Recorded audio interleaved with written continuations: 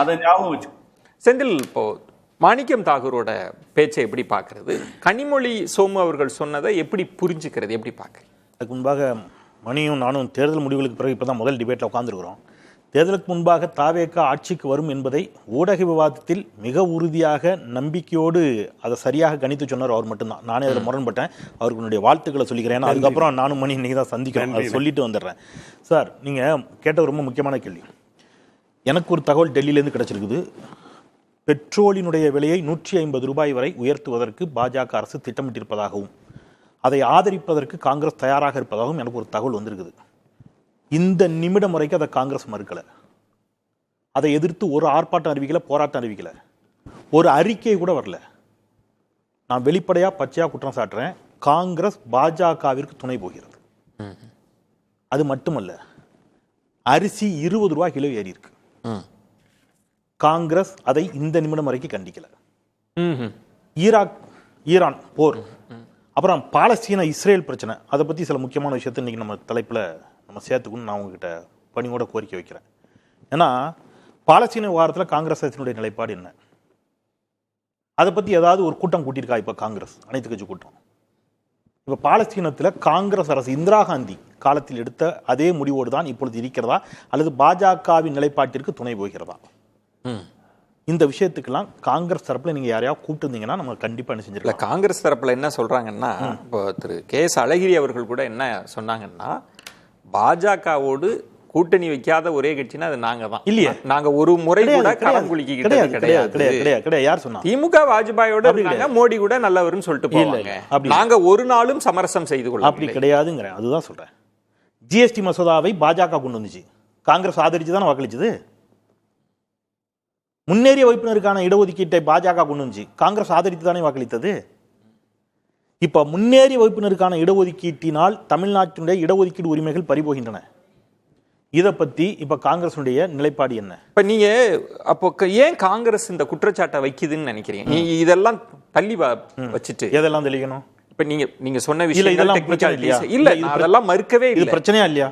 எல்லாமே பிரச்சனை. இதை பத்தி எல்லா இதை பத்தி கேட்கறது ஒரு நிமிஷம். பெட்ரோல் விலை ஏறப்போகிறதை பற்றி ஏன் காங்கிரஸ் எந்த கண்டன ஆர்ப்பாட்டத்தையோ கண்டன அறிக்கையோ கொடுக்கல நீங்க நினைக்கிறீங்க? இல்ல, இப்ப நான் ஒரே ஒரு கேள்வி. ராகுல் காந்தியினுடைய பாஜக எதிர்ப்புல அப்படி அவர் ஒரு பின்னடைவு இருக்கு, அப்படி சரியா இல்ல நீங்க சொல்ல? ஆமா சார். அப்படின்னா இப்ப பெட்ரோல் விலை உயர்வு வரப்போகிறதுங்கிற தகவல் வந்திருக்கு, அவங்க கண்டன ஆர்ப்பாட்டம் நடத்தணுமே. மோடி எதிர்த்து ஒரு ட்வீட் கூட போடல ராகுல் காந்தி. ஏன் போடல? அப்போ பாஜகவுக்கும் காங்கிரஸுக்கும் உறவுன்னு நான் சொல்றேன். அப்படிதான் திமுக பாஜக பேசுறத புரிஞ்சுக்கணுமா? அதான விளக்கம். அப்புறம் நான் என்ன கேட்குறேன், இந்த இன்னைக்கு காங்கிரஸ் சார்பில் யாராவது இந்த அவையில் இருந்தால் அடுத்த கேள்வி என்ன கேட்டிருப்பாங்க? என்ன தகவல், யார் சொன்னா, ஏதாவது வந்திருக்கா? பெட்ரோல் விலையை உயர்த்திட்டாங்களா? இல்ல, நீங்க சொன்ன மாதிரி சோமு அவர்கள் சோமு சொல்லியிருந்தா இல்ல, ஒரு நிமிஷம் நான் சொல்லிடுறேன். அவங்க கேள்விக்கு நான் விளக்கத்துக்கு வந்துடுறேன். ரொம்ப தெளிவா மிகச்சரியாக நான் இன்னும் ஒரு ரொம்ப ஸ்பீடாக உங்களுக்கு கரெக்டாக சொல்லிடுறேன். 2002 மே மாதம் 7ஆம் தேதி அருண்ஜேட்லி அப்ப 1/4 நூற்றாண்டிற்கு முன்பாக இந்த மசோதாவை தாக்கல் செய்த போது எங்க நாடாளுமன்றத்தில், அன்றைக்கு திமுக பாஜக கூட்டணி, அன்றைக்கு இதே மாதிரி டீலிமிட்டேஷன் 1/4 நூற்றாண்டு காலம் இந்திரா காந்தி எக்ஸ்டெண்ட் பண்ணது முடியுது. நீங்க ஒன்று தொகுதியை மறுவரையறை செய்து எண்ணிக்கையை அதிகப்படுத்த வேண்டும், அல்லது இன்னொரு 1/4 நூற்றாண்டுக்கு எக்ஸ்டெண்ட் பண்ண வேண்டும் என்று வந்தபோது அன்றைக்கு முத்தமிழறிஞர் டாக்டர் கலைஞர் பாஜகவிற்கு அழுத்தம் கொடுத்து கூட்டணியில் இருந்த போதும் பாஜக சொன்னதுக்கு தலையாட்டாம 1/4 நூற்றாண்டு காலத்திற்கு அதை தள்ளி வைத்தது திமுக. நான் முடிச்சிடறேன் சார், ரொம்ப முக்கியமான விஷயம். 2002 மே 7ஆம் தேதி நாடாளுமன்றத்தில் இந்திய ஜனநாயகத்தை காப்பாற்றுவதற்கு, தென்னிந்தியாவிற்கான உரிமைகளை காப்பாற்றுவதற்கு திமுக சண்டை செய்து கொண்டிருந்த பொழுது, இன்றைக்கு மாண்புமிகு முதலமைச்சராக இருக்கக்கூடிய விஜய் அவர்களுக்கு புரியுற மாதிரி சொல்லணும்னா, 2002 மாண்புமிகு முதலமைச்சர் விஜய் அவர்கள் பகவதி திரைப்படத்தில் நடிச்சு கொண்டிருந்தார். யூத், பகவதி, தமிழன் அப்படிங்கிற ஆகச்சிறந்த 3 காவியங்கள் அந்த ஆண்டு தான் வெளியாச்சு. அவருக்கு புரியணுங்கிறதுக்காக வருஷத்தை சொல்லி நீங்க திரையில சண்டை செய்து கொண்டிருந்த பொழுது இந்த டீலிமிட்டேஷனுக்காக நாடாளுமன்றத்தில் சண்டை செய்த இயக்கத்திற்கு நீங்க கற்றுக் கொடுக்கணும் நினைக்கிறது இருக்குல்ல, அது எவ்வளவு பெரிய காமெடினா உங்க ஃப்ரெண்ட்ஸ் பட காமெடியோட பெரிய காமெடி. இல்ல, இப்ப நான் என்ன சொல்றேன்னா திரு செந்தில், இப்ப நான் தான் திரு மாதவன் அவர்கள்ட்டே நான் கேட்ட கேள்வியே, திமுக ஆட்சியில் இருந்தபோது அனைத்து கட்சி கூட்டத்தில் என்ன தீர்மானம் போட்டாங்களோ, சட்டமன்றத்தில் என்ன தீர்மானமோ, அனைத்து கட்சி கூட்டத்தில் என்ன முடிவோ, அதுல இருந்து எந்த பெரிய மாற்றம்லாம் இல்ல. அதேதான் திருமிகு கனிமொழி அவர்கள் பேட்டியிலேயே சொல்றாங்க. ஆனா ஏன் காங்கிரஸ் பாஜக திமுகன்றதை ஏன் சொல்லிட்டே இருக்கு? அந்த அரசியலை எப்படி புரிஞ்சுக்கிறீங்க? சொன்னா நீங்க வருத்தப்படுவீங்க. கடினமான வார்த்தையான்னு எனக்கு தெரியல. கடினமான வார்த்தையா தான் நான் திரும்ப கூட பெற்றுக்கிறேன். இல்ல அப்ப அப்படி நினைச்சீங்கனாலே சொல்ல வேண்டாம். இல்ல அவ்வளவுதான் அறிவு, அரசியல் அறிவு அவ்வளவுதான். அல்லது நீங்க உங்களை மாதிரியே எல்லோரையும் என்னவா நினைக்கிறீங்க, துரோகிகளாக நீங்கள் நினைக்கிறீர்கள். நீங்க துரோகம் பண்ணிட்டு ஓடுனீங்கல்ல சார். என்ன சார் எனக்கு புரியல சார். ஒரு தொகுதி மறுவரையறை அப்படிங்கறதை பற்றி ஆரம்பிக்கின்ற பொழுதே மிகச்சரியாக 2025 மார்ச் 19 2025 மார்ச் 19 நாடாளுமன்ற மாநிலங்களவையில் நாடாளுமன்ற உறுப்பினர் வில்சன் திமுக சார்பில் இதை கடுமையாக எதிர்த்து பேசுகிறார். மார்ச் 22ஆம் தேதி தொகுதி மறுவரைக்கு எதிராக தென் மாநிலங்கள், நாட் ஒன்லி தமிழ்நாடு, ஒட்டுமொத்த தென் மாநிலத்திற்கான பாதிப்பை பற்றி தென் மாநில முதலமைச்சர்கள் அழைத்து ஒரு கூட்டத்தை போடுறாரு அன்றைக்கு முதலமைச்சர் ஸ்டாலின் அவர்கள். இதன் பிறகு மார்ச் 5ஆம் தேதி ஒரு அனைத்து கட்சி கூட்டத்தை போடுறாரு. அந்த அனைத்து கட்சி கூட்டத்தில் இதே காங்கிரஸ், இதே கம்யூனிஸ்ட் கட்சி, இதே மதிமுக, இதே விசிக, ஏன் புஷி ஆனந்த் உள்ளிட்டவர்கள் கலந்து கொண்டு ஃபேர் டீலிமிட்டேஷன் அப்படிங்கறத பேசுறாங்க. சரியா சார்?